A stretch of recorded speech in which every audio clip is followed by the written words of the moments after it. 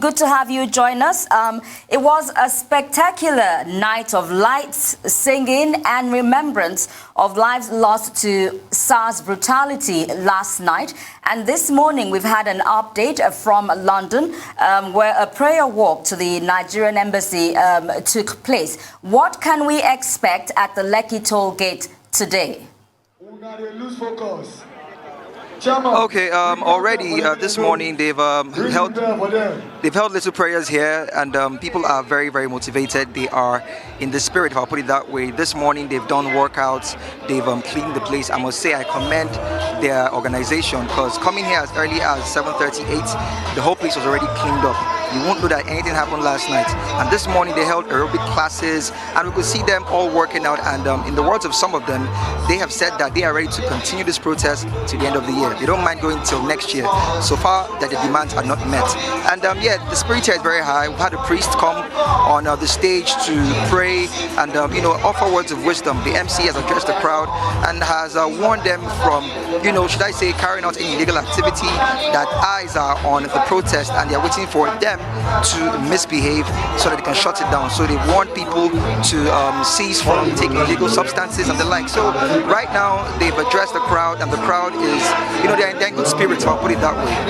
So yeah, I think maybe I should maybe get some reactions for you people watching from home on the protesters here. And I have a few people on my left, who are ready to come and talk about it. They're a bit camera shy. Okay, how are you doing, sir? Yeah, I'm good. Okay, what's your name? I'm Tony Lawrence. Okay, so Tony Lawrence, this protest has been going on for over a week, and the government have said that they have heard the demand of the youth. Now, what do you think is to give people that, should I say, motivation to come out? Don't you think, or do you think they should give the government time to implement these changes they've said they would implement? Yeah, for me, I think they should actually, if you ask me, they should, but at the other hand, like you can't really bank on what they will actually do. So, if we can actually stretch this a little bit, I think it will actually get to them properly, because we can't just stop like that all of a sudden. You understand? So we need to let them understand that we came up for a particular reason, and that reason we need them to actually meet us at our, not we coming to meet them. They understand? They have to meet our needs and everything. So that's how it is. All right. Thank you, Tony Lawrence. Okay, so Tony Lawrence, they're saying that all promises so far from the government has not been fulfilled, that it's all audio in his word. And a few other people too have expressed the same thing, that in the past we've seen where they've called out corrupt officials, and we don't see them being brought to book.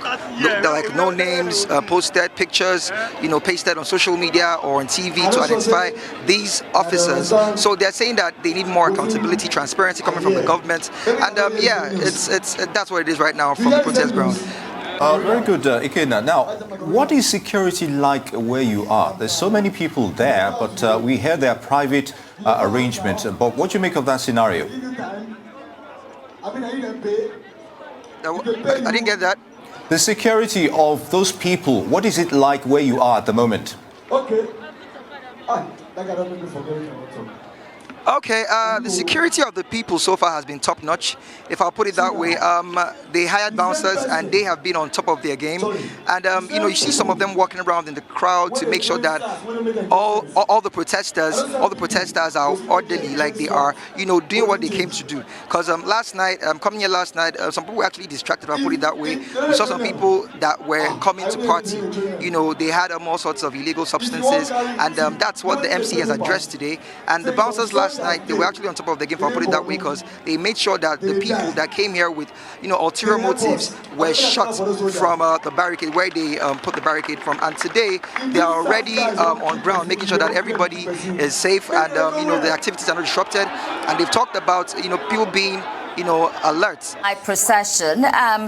Today, we're not quite sure of what's going to happen tonight. We had information much earlier during the week that a football match was going to be shown, broadcast for all the protesters. What can we expect for tonight? Is that still on course?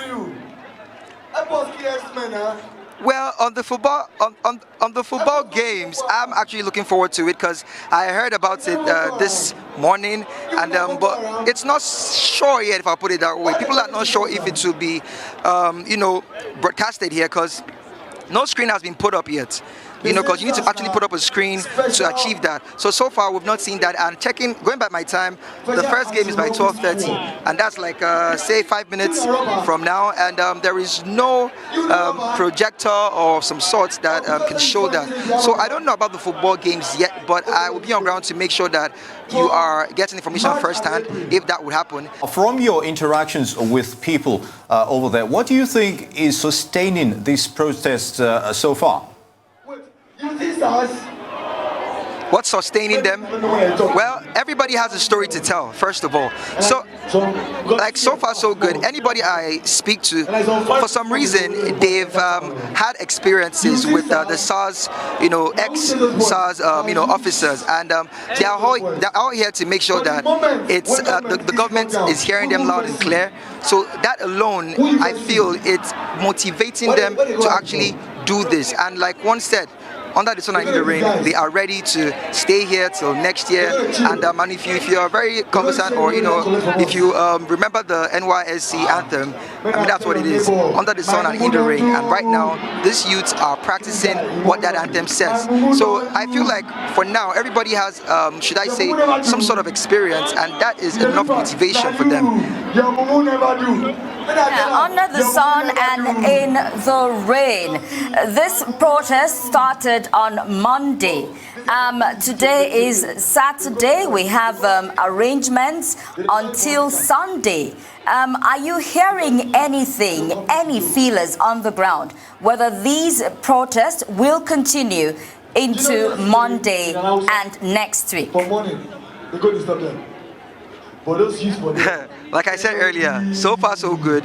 They have said they will continue this till next year if that's what it takes. So I can say if I would bet on it, I would say this protest will continue tomorrow and even Monday. If I would go by what everybody is saying, it will go until when the government hears them loud and clear. And with me here I have one of the protesters. What's your name, sir? Huh? Okay, now it's been, over 5 days this protest has been going on. What is still giving you that motivation coming here every day? First of all, have you been here since it started? Well, yeah, I've been here once and I'm here again today.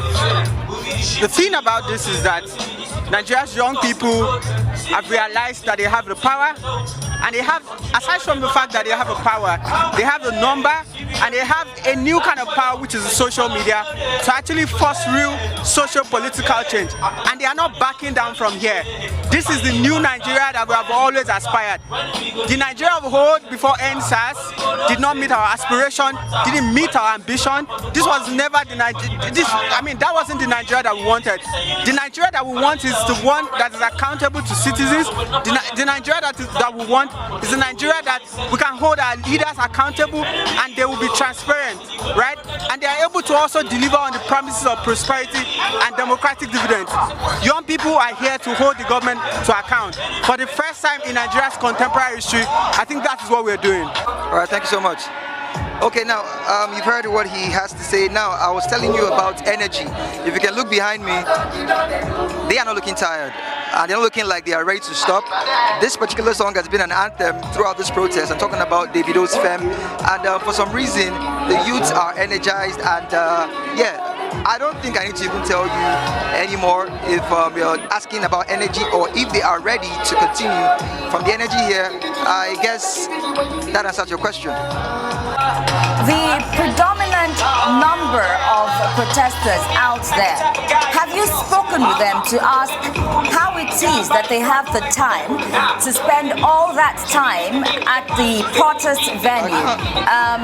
Doesn't it affect their livelihoods? Are they not working? Let us know why they have so much time to spare. I can find it hard to hear you. The noise here is very... It's infiltrating into my ears too, really loud. Okay, so from the few people I've spoken to, like today, some people are off from their jobs, so they had to protest. Like a few people said they have no job. So that shows you the state of the country. Some people have lost their jobs, and that's why they have the time to actually come here. While some people, they take breaks from their job, or they come here after work to join the numbers. So people have looked for ways to make out time to be here. Like everybody, while some people are in school, and the situation with our education right now, they are out of school, so they are here. So people have found a way to make out time. People have found a way to make out time to be part of the protest. Do you get? And you can see the selflessness here. They are sharing things they buy. People are supporting each other, so nobody goes hungry, so that everybody can find that energy to come out to speak out. So everybody here has, in some sort of way, made their own sacrifice. And talking about the job, I guess I'll ask the person with me now how he makes out time to come to protest. What's your name, sir? My name is Obina Nobuma. Okay, so Obina, first of all, let me ask you, how long have you been coming for this protest? This is my first day. I'm working actually, so this is my off day. So this is the time I have to come for the protest. Okay, so you see, like I told you earlier, he works, and this is the first time he has come for the protest because he is off. So okay, now, so you've not joined the protest from the inception. Now, how do you feel being here? First of all, what reactions you're getting from the protest? How does that make you feel? I'm happy actually, because I think for a very long time, the youths have been keeping quiet, and there's many things happening in this country that we are not actually happy about. And I think this is the time, because of the majority that is coming out for this protest. Because in the past we have been having so many protests, and people are kind of apathy. They don't join in the politics, and I'm happy that this time around the youths are coming out. And this is not just the youth. These are elites amongst the youth. They are coming out. They are joining in the protest. I think this will make the government to know that we are aware of everything that is happening, and there are so many things going wrong. And because people will not speak out, this is actually the time for us to come out and speak out and have the change that we are clamoring for now. So I'm very happy to be here. I'm very happy to join the protest. I think I will encourage you to continue this protest till a drastic or the government should bring in a kind of change that we want for, that we are clamoring for. So I'm happy to be here. Okay, so you see Mr. Obina there. Today is off work, and he decided to lend his voice to the protest, and that's why while some people, like I told you earlier, they don't have jobs, maybe because of the coronavirus pandemic, they lost their jobs or they were sacked. While some haven't gotten jobs, I spoke to a young man, like I think it was a few hours ago, and he said he hasn't gotten a job in 4 years. So why can't he come out? He said he has to come out to speak on what the country is right now. And while some people say they are out of school, so there's a whole lot going on, and people of different class and different parts of the country, different tribes, they're coming here in one voice to pursue one goal. So right now, I think it's going to really take a whole lot more than just audio promises to make them stop this protest.